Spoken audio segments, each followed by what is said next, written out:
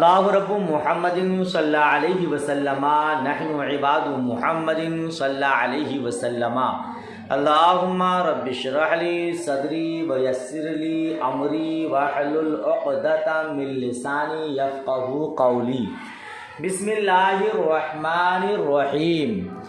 حدثنا محمد بن المثنى، حدثنی لکھا ہے لیکن کنارے پہ حاشیہ لکھا ہے حدثنا محمد بن المثنى حدثنا عبد الوهاب قال حدثنا ایوب عن ابی قلابة قال حدثنا مالک بن الحویرث اتینا النبی صلی اللہ تعالی علیہ وسلم ونحن شبابة متقاربون فأقمنا عنده 20 ليلة وكان رسول الله صلى الله تعالى وسلم رفيقا فلما ظننا أننا قد اشتهينا أهلنا أو قد اشتقنا سألنا عمن تركنا بعدنا فأخبرناه قال ارجعوا إلى أهليكم فأقيموا فيهم وعلموهم ومروهم، وذكر أشياء أحفظها أو لا أحفظها وصلوا كما رأيتموني أصلي فإذا حضرت الصلاة فليؤذن لكم أحدكم وليؤمكم أكبركم۔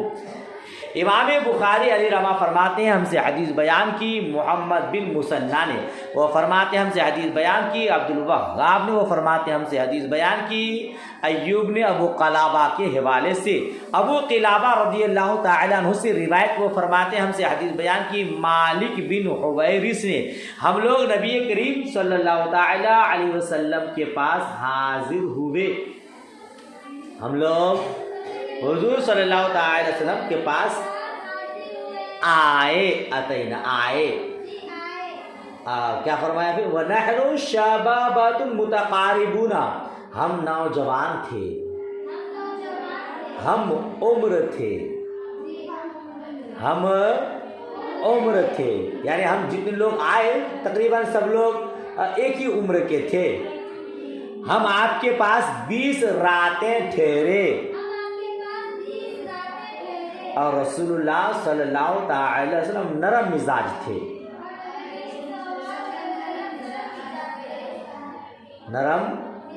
تو جب آپ نے یہ گمان کیا، فلما ظننا، جب آپ نے یہ گمان کیا، قد اشتہینا، کہ ہم اپنے گھر والوں کے پاس جانے کی خواہش کر رہے ہیں، ہم اپنے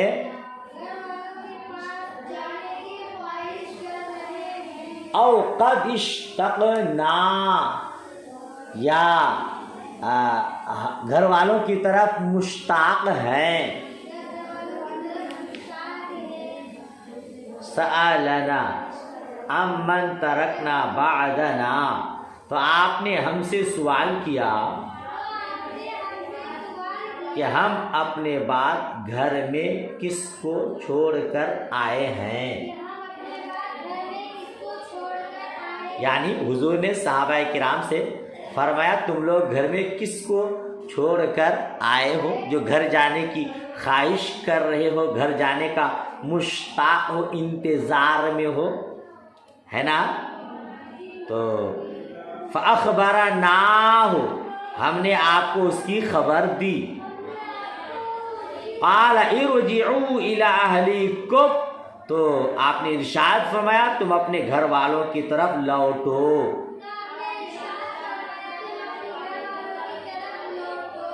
اپنے گھر والوں کی طرف، فَأَقِيمُوا فِيهِمْ، پھر ان میں رہو، انہی لوگوں کے پاس رہو، وَعَلِّمُوهُمْ، اور ان کو تعلیم دو، وَمُرُوهُمْ، اور ان کو حکم دو، وَذَكَرَ أَشْيَاءَ، حضور نے اور کئی چیزوں کا تذکرہ کیا، اور کئی چیزوں کو ذکر فرمایا. احفظوها او لا احفظوها، جو مجھے یاد ہیں یا یاد نہیں ہے، جو مجھے یاد ہیں یا. حضور نے اور بھی کچھ چیزوں کا ذکر فرمایا، مجھے کچھ یاد ہے یا نہیں ہے. اور اس طرح نماز پڑھو جس طرح تم مجھے نماز پڑھتے ہوئے دیکھتے ہو. فَإِذَا حَضَرَتِ الصَّلَاةُ، پھر جب نماز کا وقت آ جائے، پھر جب نماز کا وقت، تو تم میں سے ایک آدمی اذان دے، اور جو تم میں سے بڑا ہو وہ نماز کی امامت کرائے. آپ نے باب پڑھا ہے، باب ما جاء فی اجازت خبر الواحد الصدوق، ہے نا؟ ایک سچے آدمی کی خبر کی اجازت کے بارے میں، یعنی ایک سچا آدمی بھی خبر دے تو جائز ہے. خبر واحد نافذ ہے. اور کتاب و اخبار الاحاد، خبر واحد کے بارے میں. اس حدیث میں آپ نے پڑھا کہ ہم نبی کریم صلی اللہ تعالی علیہ وسلم کے پاس آئے، یعنی ایک وفد میں حضور کی خدمت میں حاضر ہوئے. امام محمد بن سعد نے ذکر کیا ہے کہ حضرت مالک بن حویرث جو حدیث کے راوی ہیں، ان کا وفد غزوہ تبوک سے پہلے آیا تھا. یعنی جو حدیث آپ نے پڑھی، جو واقعہ اس میں پڑھا، وہ کہاں کا واقعہ ہے؟ غزوہ تبوک سے پہلے کا ہے. اور غزوہ تبوک رجب المرجب کے سن 9 ہجری میں ہوا تھا. سب لوگ حضور کی بارگاہ میں آئے. وہ فرماتے جو جماعت، جو گروہ ہم حضور کے پاس آئے، سب لوگ قریب العمر تھے، سب نوجوان تھے، اور تقریباً سب کی عمریں برابر تھیں. سمجھ شریف میں بات آ رہی ہے، سماعت کر رہے ہیں. اس حدیث سے کیا ثابت کرنا چاہتے ہیں؟ امام بخاری علیہ رحمہ نے کتاب و اخبار الاحاد میں باب ما جاء فی اجازت خبر الواحد الصدوق کے ضمن میں اس حدیث کو کیوں بیان کیا؟ بیان کرنے کا مقصد یہ ہے کہ خبر واحد قابل حجت ہوتی ہے، کیونکہ یہ صحابہ جب اپنے گھر کو واپس جائیں گے تو گھر والوں کو دین کے احکام کی تعلیم دیں گے، ان کو عبادت کرنے کا حکم دیں گے. اگر واحد صدوق کی خبر حجت نہ ہوتی تو ان کے گھر والوں کے اوپر یہ لازم نہ آتا کہ وہ ان کے دیے ہوئے احکام کے مطابق عمل کریں. لیکن حضور نے کیا فرمایا؟ جاؤ، اگر تمہیں گھر جانے کا شوق ہے، گھر جانے کی خواہش ہے، تو گھر کی طرف لوٹو، اپنے گھر والوں کو تعلیم دو اور انہیں نماز، روزہ، دیگر احکام کا حکم دو. لہذا معلوم ہوا کہ ہر کوئی اپنے اپنے گھر جا کر تعلیم دے گا، عبادت کا حکم دے گا. ان کے گھر والوں پر لازم ہوگا کہ ان کی تبلیغ کو قبول کریں اور اس کے مطابق عمل کریں. لہذا کیا سمجھ میں آیا کہ خبر واحد حجت ہے، یہی ثابت کرنا چاہتے ہیں. سمجھ شریف میں بات آ گئی، اور اس کی بہت وضاحت ہے اور بہت تشریحات ہے. ان سب کو آپ ضبط بھی شاید نہ کر پائیں، اس لیے اتنا ہی یاد رکھیے کہ اسے اتنا ثابت کرنا چاہتے ہیں کہ خبر واحد حجت ہے. لہذا ایک ہی آدمی اذان دے گا، ایک آدمی امامت کرائے گا. ایک مؤذن کے پکارنے پر سب کو عمل کرنا ضروری ہوگا. مؤذن صاحب اذان پکاریں گے، لوگوں کو خبر مل جائے گی نماز کا وقت ہو گیا، چلو نماز کے لیے. اس سے پہلے بھی وضاحت کر چکا ہوں۔ اگلی حدیث دیکھیے، حدثنا مسدد عن يحيى عن التيمي عن ابي عثمان عن ابن مسعود قال قال رسول الله صلى الله تعالى عليه وسلم لا يمنعن احدكم اذان بلال من سحوره فانه يؤذن او قال ينادي ليرجع قائمكم وينبه حاشیہ لگا لِيُنَبَّهْ نَائِمَكُمْ وَلَيْسَ الْفَجْرُ أَنْ يَقُولَ هَكَذَا وَجَمَعَ يَحْيَى كَفَّيْهِ حَتَّى يَقُولَ هَكَذَا وَمَدَّ يَحْيَى أَصْبَعَيْهِ السَّبَابَتَيْنِ۔ حضرت عبداللہ ابن مسعود رضی اللہ تعالی عنہما سے روایت، کن سے روایت ہے؟ حضرت عبداللہ ابن مسعود سے۔ وہ بیان کرتے ہیں رسول پاک صلی اللہ تعالی علیہ وسلم نے فرمایا، تم میں سے کسی کو سحری کھانے سے بلال کی اذان نہ روکے۔ تم میں سے کسی کو سحری کھانے سے بلال کی اذان نہ روکے، کیونکہ وہ اذان دیتے ہیں،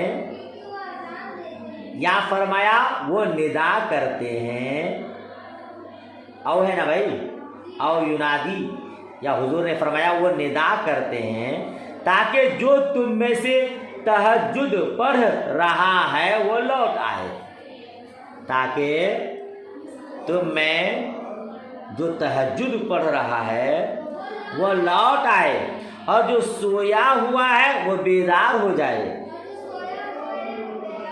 جو سویا ہوا ہے وہ بیدار ہو جائے۔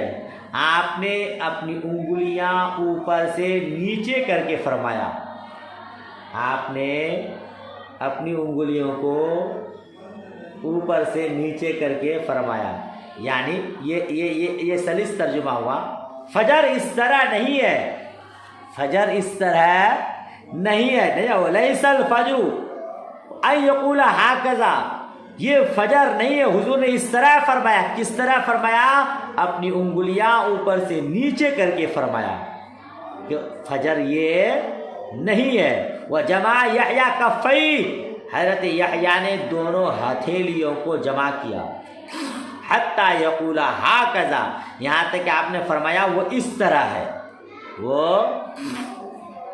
اور یحییٰ نے اپنی دونوں انگشت سبابہ کو کھینچا، انگشت سبابہ کو کھینچا اور فرمایا فجر یہ نہیں ہے۔ حضور نے اپنے انگلیوں کو نیچے کر کے فرمایا یہ فجر نہیں ہے۔ آپ کوئی بات کرتے تو ہاتھ ہلا کے نہیں بات کرتے ہیں، تو حضور نے اپنی انگلیوں کو نیچے کر کے فرمایا یہ فجر نہیں ہے۔ کیا مفہوم ہے اس حدیث کا؟ اس حدیث میں یہ بیان کیا گیا ہے کہ حضرت بلال طلوع فجر سے پہلے اذان دیتے ہیں۔ وہ اذان کس کے لیے ہوتی ہے؟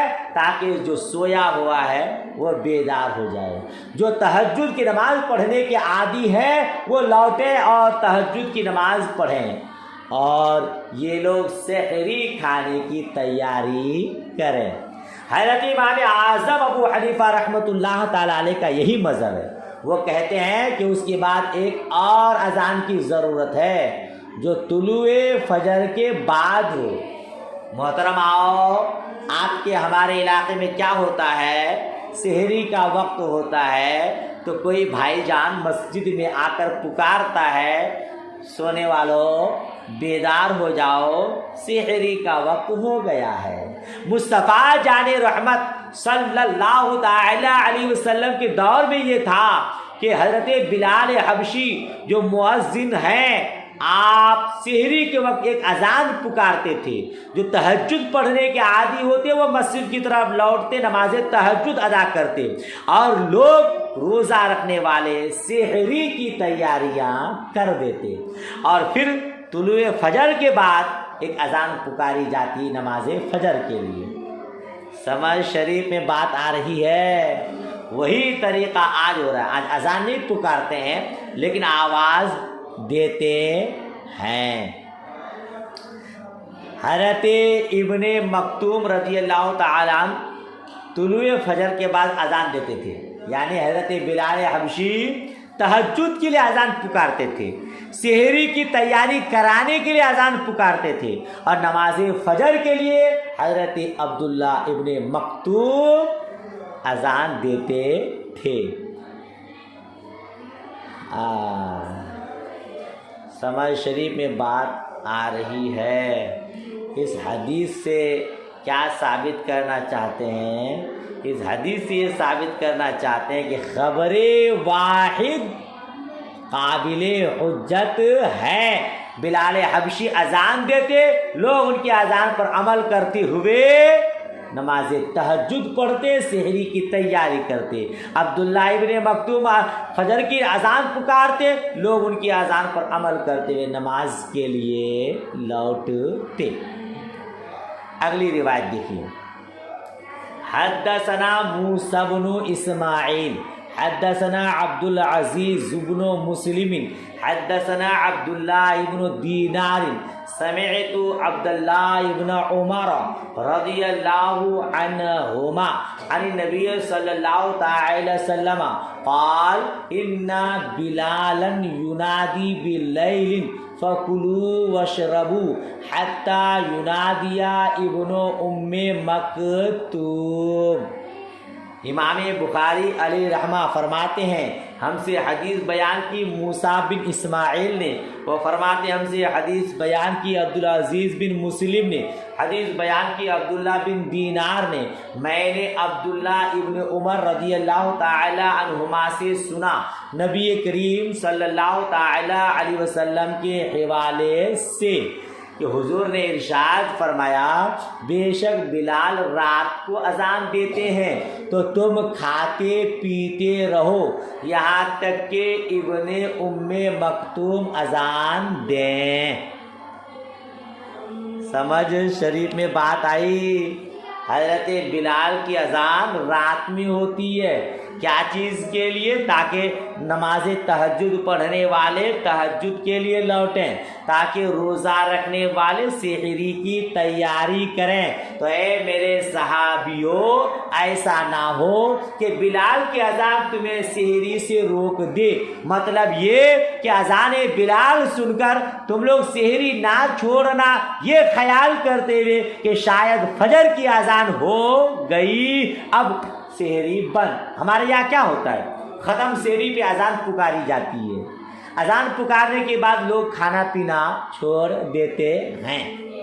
تو حضرت بلال حبشی کی اذان سحری کے اختتام پر نہیں، سحری کے اختتام پر نہیں، سحری کے اختتام پر ابن ام مکتوم اذان پکارا کرتے تھے۔ ایک مسئلہ سنیے گا، مسئلہ سنیے گا، ہمارے آپ کے علاقے میں جو فجر کی اذان پکاری جاتی ہے رمضان المبارک میں، وہ ٹھیک ختم سحری میں نہیں پکاری جاتی ہے۔ ہمارے یہاں سحری افطاری کا ٹائم ٹیبل آتا ہے، کیلنڈر ہے نا، اس میں 10 منٹ 5 منٹ کا احتیاط رہتا ہے، 5 منٹ بعد افطاری کرتے ہیں اور 10 منٹ 5 منٹ پہلے سحری کا ٹائم ختم ہو جاتا ہے۔ کہیں کہیں ختم سحری پہ اذان پکاری جاتی ہے۔ تو اب بتائیے کہ کیلنڈر کے حساب سے اگر ختم سحری پہ اذان پکاریں گے تو وہ صبح صادق سے پہلے اذان ہو جاتی ہے، صبح صادق سے پہلے اذان ہو جاتی ہے، تو کیلنڈر کے حساب سے اذان پکارنا مناسب نہیں ہے۔ جہاں جو اوقات دائمی ہے، ہمیشہ کا ٹائم ٹیبل ہے، اس میں آپ دیکھیے تو 5 منٹ 10 منٹ کے بعد صبح صادق ہوتی ہے، تو اس کے بعد اذان پکاری جائے۔ کہیں ختم سحری پہ اذان پکاری جاتی ہے، کہیں بعد میں اذان پکاری جاتی ہے۔ تو اب ہمارے علاقے میں اذان کا اعتبار نہیں ہے نا، آپ گھڑی دیکھیں ٹائم ہو جائے کھانا پینا بند کر دیں، کیونکہ صبح صادق طلوع ہونے کے بعد اگر کوئی ایک لقمہ بھی کھاتا ہے، ایک گھونٹ پانی بھی پیتا ہے تو اسی وقت افطاری ہو جاتی ہے، سحری باقی نہیں رہتی، اسی وقت روزہ ٹوٹ جاتا ہے جی۔ تو آپ اپنے گھر والوں کو اور پڑوسن کو مسائل بتائیے گا، اذان کا انتظار نہ کریں، اذان تو یہاں لیٹ فیٹ ہو جاتی ہے۔ سمجھ شریف میں نہیں بتائی؟ کیا تذکرہ کر رہے ہیں پھر؟ ماشاء اللہ. تو حضرت بلال حبشی کی اذان نماز تہجد کے لیے اور ابن ام مکتوم کی اذان نماز فجر کے لیے.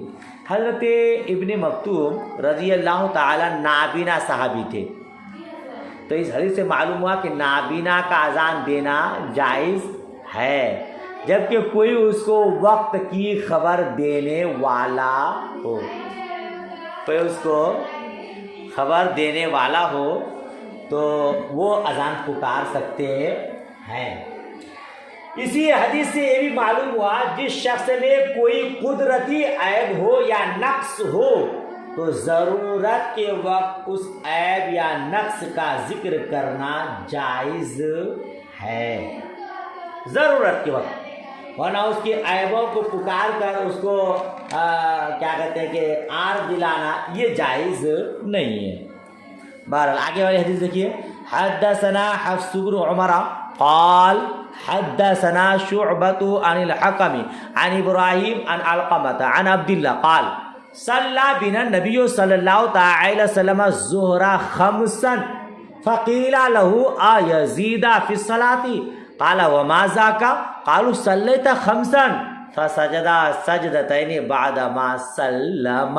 حضرت عبداللہ رضی اللہ تعالی عنہ سے روایت فرماتے ہیں نبی پاک صاحب الاولاد صلی اللہ تعالی علیہ وسلم نے ہمیں ظہر کی نماز 5 رکعات پڑھائی. ہمیں ظہر کی نماز تو پوچھا گیا کیا نماز میں اضافہ ہو گیا ہے؟ کیا نماز میں اضافہ ہو گیا ہے؟ حضور آپ نے آج 4 کی جگہ 5 پڑھایا، کیا آپ کو وحی الہی نازل ہوئی کہ نماز ظہر 4 نہیں 5 رہے گی؟ کیا نماز میں اضافہ ہو گیا ہے؟ تو حضور نے ارشاد فرمایا کیا ہوا؟ حضور نے ارشاد فرمایا کیا ہوا؟ صحابہ نے کہا آپ نے 5 رکعات نماز پڑھی ہے.